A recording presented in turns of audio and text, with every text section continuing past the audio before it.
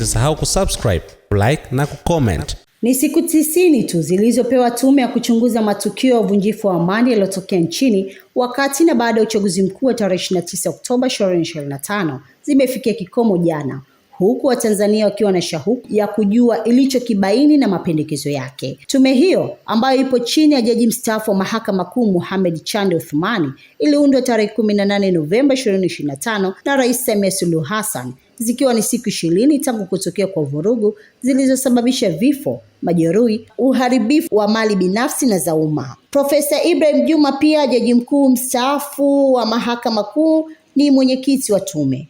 Wengine walioteuliwa kwenye tume hiyo ni Balozi Ombeni Sifue, Katibu Mkuu Kiongozi, Balozi Radhia Msuya, Balozi mstaafu Inspekta Jenerali wa Polisi mstaafu Said Mwema, Balozi Paul Meela, Balozi David Kapia na Stegomena Taxi aliyewahi kuwa katibu mtendaji wa SADC na waziri mkuu wa ulinzi wa Jeshi la Kujenga Taifa. Ripoti ya tume hiyo inasubiriwa kwa hamu kubwa ili ijibu maswali yanayoelekezwa kwa viongozi na watendaji wa serikali wanaoeleza hawawezi kujibu chochote ili kuepuka kuingilia kazi inayofanywa na tume hiyo. Mara kadhaa wamekuwa wakisema tusubiri ripoti ya tume ndiyo itakayojibu maswali na kutoa mapendekezo ya kuondoka kwenye hali tulionayo sasa. Akizungumza na wahariri wa vyombo vya habari tarehe 25 Novemba 2025 kuhusu kilichotokea kwenye vurugu hizo, Waziri Mkuu Dr. Mwigulu Nchemba aliwataka Watanzania kusubiri ripoti hiyo ya tume iliyoundwa na Rais Samia Suluhu Hassan ili kujua uhalisia wa jambo hilo, kwa kuwa halikuwa la kawaida. Tuungane na Rais Samia aliyeunda tume tupate uhalisia wa jambo hili. Watu wasirahisishe, sio jambo la kawaida.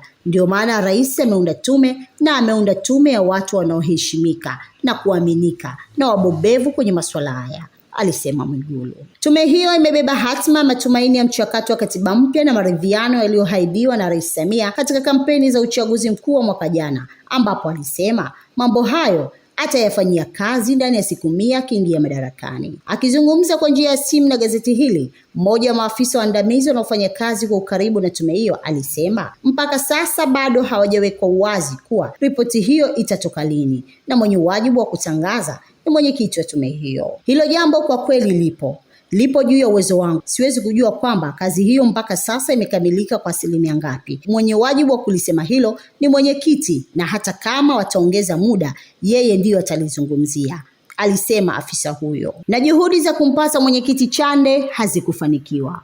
Mwanahalisi lilizungumza na mchambuzi wa masuala ya kisiasa na kidiplomasia Deus Kibamba, ambaye alisema tume itajenga kuaminika zaidi kama kazi hiyo ingefanywa na watu wa nje. Msimamo wangu tabaki kuwa ule ambao nimeusema kila siku, kuwa kwenye hili jambo hatuwezi kujichunguza wenyewe. Mbona wenzetu wa Kenya tuliwachunguza kwa kumtuma Jakaya Kikwete na ujumbe wake, alieleza Kibamba. Matokeo ya machafuko hayo yaliitia doa Tanzania kwenye jumuiya ya kimataifa kufuatia kuripotiwa matukio ya vifo vya watu waliohusika na ambao hawakuhusika na maandamano ya kupinga uchaguzi. Aidha, kwa upande wa Playgod Salema, mchambuzi wa masuala ya kisiasa, alipozungumzia kuhusu matarajio yake kwa tume hiyo, alisema hiyo ripoti haitakuwa tofauti na CAG ambayo huwa inasomwa lakini hakuna anayechukuliwa hatua.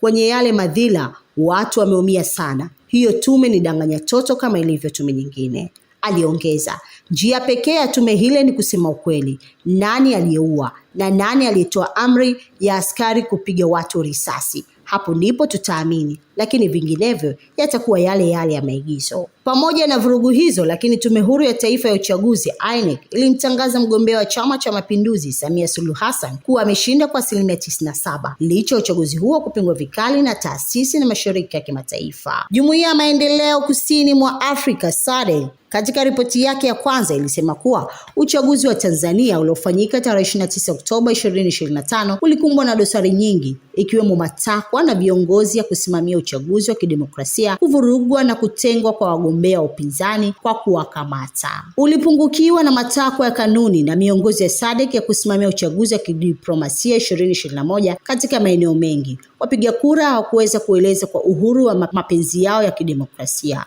Ujumbe huo vile uliripoti kuhusu kutengwa kwa wagombea upinzani kwa kukamatwa na kupewa vitisho, ikiwa ni pamoja na kuwekwa vizuizini kwa kiongozi wa upinzani Tundu Lissu kwa tuhuma za uhaini. Hatua kama hizo ziliunda uwanja usio sawa na kupunguza uwezo wa wapiga kura kufanya chaguo la kweli, ilisema sehemu ya ujumbe huo. Nalo bunge la Ulaya lilieleza kuwa uchaguzi huo haukuwa huru na haki kutokana na dosari zilizojitokeza, ikiwemo kutoshiriki kwa chama kikuu cha upinzani na huku kiongozi wake akiwa gerezani.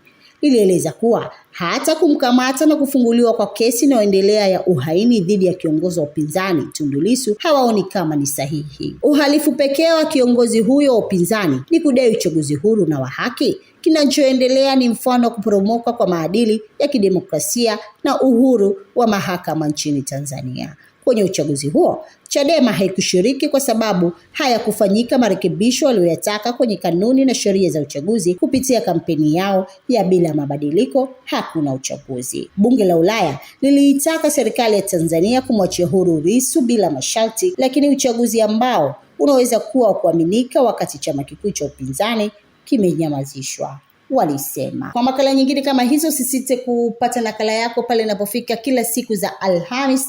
Gazeti hili la Mwanahalisi linakuwepo mtaani kwako. Jina langu ni Ili kwa wa kwanza kupata habari zetu, tafadhali usisahau kusubscribe, like na kucomment.